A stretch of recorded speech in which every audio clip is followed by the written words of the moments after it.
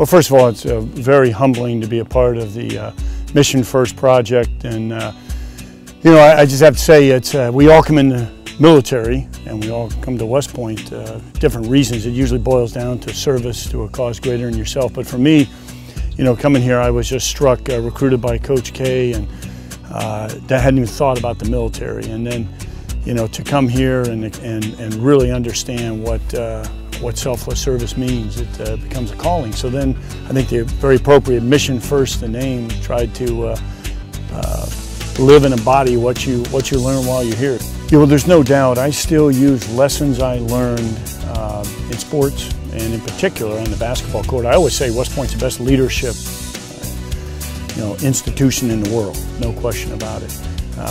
But I learned more on the basketball court from Coach K and from being a basketball player than anywhere else. And I learned the value of being on a team. And I've used that in every position for 34 years since I've graduated. How to build a team, how to be effective on a team. Coach K has his fist he uses, and you know, I have guys work for me, 33 years ago. They go, "Hey, sir, I remember the fist," And so Army sports does a lot for you. It teaches you a lot about leadership and life.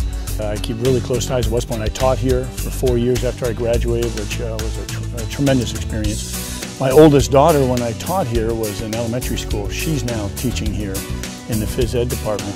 So it's like family. West Point becomes like a family, and it's the foundation you have. And to come back, and it really is important, those ties. I keep very close ties with the basketball team, of course, because they're great young men that are working very, very hard and have a bright future ahead. Great coaches, great leadership, and all the sports teams. It's just a natural bond, and then also the relationships you make here. First of all, they're the highest caliber people that go to West Point and teach here. Just incredibly high caliber that you run into, and it's again, folks have become friends for life. People aren't in the Army, people are the Army, and so those relationships are so critical. And they're critical for mentorship, they're critical for friendships, they're critical for leadership. And it's just an honor to have gone here. And what other university, school, academy, will produce folks who all go into the same profession, the profession of arms, and the Army profession, and what other school produces folks? And so you see them quite frequently, and I tell young leaders all the time, and cadets, these folks you're with, you'll be with. There's guys I graduated with, I still work with on a daily basis, who are the senior leaders in our Army.